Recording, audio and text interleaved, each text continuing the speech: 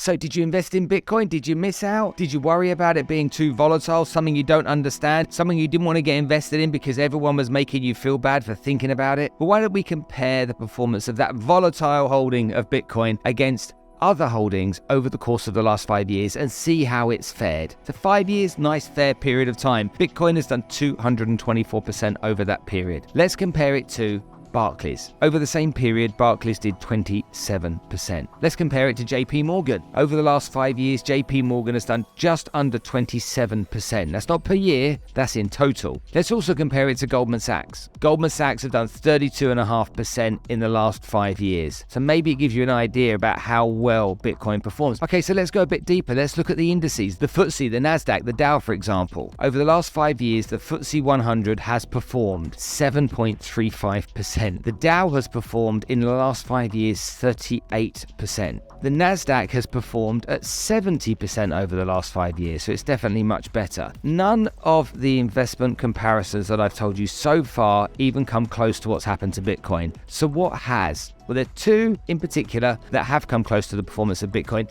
and you wouldn't think twice about investing in these, and that's why it's interesting. They are Apple and Microsoft. Apple have done 301% in the last 5 years, so they've outperformed Bitcoin, and Microsoft have done 203%. So there you go, there's two individual stocks that have got comparatively similar figures, or if not better figures than Bitcoin. But a 5-year period is a long window. Of course you have volatility, it goes up and down, it's rocky from time to time, and if you look across all of the markets, that's been the case. But the fact is, Bitcoin is still a really high performer over the long term, and it's something that everyone, I believe, should consider as part of their portfolio.